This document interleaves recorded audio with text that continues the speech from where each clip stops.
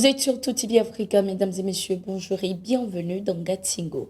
Le capitaine Ibrahim Traoré, le président de la transition burkinabé, est en route pour le sommet Russie-Afrique qui se tiendra à partir de ce 27 juillet à Saint-Pétersbourg. Il est question pour le capitaine Ibrahim Traoré de renforcer les relations russo-burkinabé et trouver des solutions aux attaques terroristes qui frappent son pays depuis 7 ans, entraînant une grave crise humanitaire.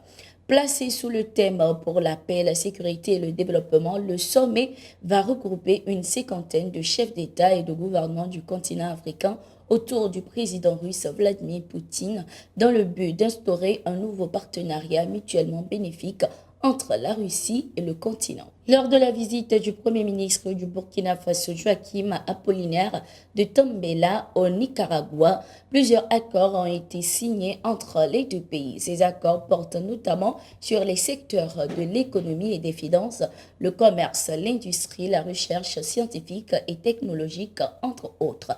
Par la même occasion, les deux pays ont décidé de la création d'une commission mixte de coopération. Cette commission sera composée des représentants des deux gouvernements et sera chargée de l'application et du suivi de l'accord cadre de coopération. La visite du Premier ministre burkinabé a été l'occasion pour les autorités de ce pays d'Amérique centrale d'exprimer le souhait d'ouvrir une ambassade au Burkina Faso.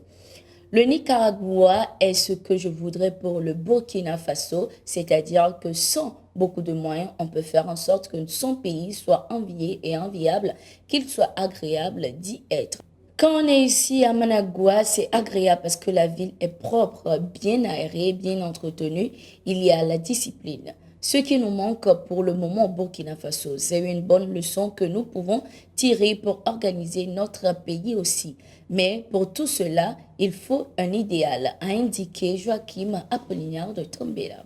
La délégation de l'Union africaine présente au Burkina Faso depuis ce 23 juillet a rencontré le président de la transition, le capitaine Ibrahim Traoré, ce 24 juillet pour une séance de travail.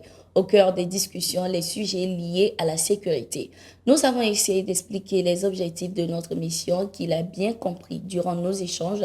Il a bien voulu apporter sa contribution en nous expliquant un peu la situation sécuritaire qui prévaut dans le pays et donc ses priorités. Les échanges ont été assez fructueux et il y a eu une approche consensuelle entre son Excellence, Monsieur le Président de la Transition et le Conseil de paix et de sécurité, a déclaré le chef de la diplomatie, Lamine Tia. Cette délégation de l'Union africaine a rencontré les membres du gouvernement où tous les sujets qui sont au centre des préoccupations du peuple burkinabé ont été abordés. Le Burkina Faso a été suspendu de toutes les instances de l'Union africaine depuis le changement de l'ordre constitutionnel en janvier 2022. Il y a eu plusieurs tractations pour intégrer le Burkina, mais les tests fondamentaux de l'Union ont fait qu'il était difficile d'aller à la table de la négociation. Et voir une telle délégation augure de bonnes perspectives, a affirmé Olivier Rwamba lors de sa rencontre avec la délégation. Le président tunisien Kais Saied a appelé l'Union européenne à lutter contre la famine en Afrique au lieu d'y vendre des armes. Ceci dans le but d'exaspérer les tensions et alimenter les conflits sur le continent. Cette déclaration du président tunisien a été faite lors de la conférence internationale sur le développement et la migration tenue à Rome en Italie. Il aurait été plus sage et plus opportun d'utiliser ces richesses gaspillées dans le trafic d'armes pour conjurer la famine en Afrique. Il ne peut pas y avoir de sécurité et de stabilité sans examiner les véritables raisons de l'inégalité et de l'insécurité, a-t-il déclaré. Au Burkina Faso, l'association Kapasorié a sensibilisé les populations de Passoré sur le besoin important de bien collaborer avec les forces de défense et de sécurité afin de lutter efficacement contre le terrorisme. Cette sensibilisation a été faite à travers une conférence de presse organisée par l'association ce 22 juillet 2023 en présence du chef d'état-major de la gendarmerie nationale, le lieutenant-colonel Evra Somda.